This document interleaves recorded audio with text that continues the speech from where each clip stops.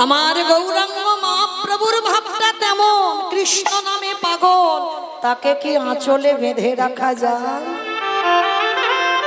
বিষ্ণুপ্রিয়া ঘুমিয়ে পড়ল ওই রাতের অন্ধকারে। মা আদেশ না দিলে তো যেতে পারবে না, আর এমন করে কণ্ঠটা বের করলো যেন কোকিলের কণ্ঠ।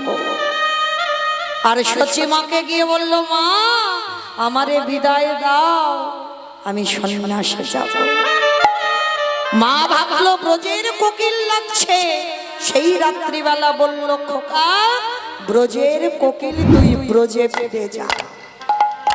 আর সেটাই হলো আমার জীবনে কাজ। চিরজনমের মতো চলে গেল সর্বত্যাগী সন্ন্যাসী হয়ে।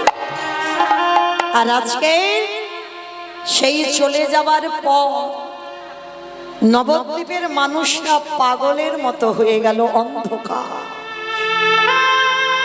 যখন নবদ্বীপের মানুষ পাগলের মতো, সব যেন অন্ধকার, গাছের ফুল ফোটে না, গাছে ফল হয় না, সুরধ্বনি গঙ্গায় উজান বয় না,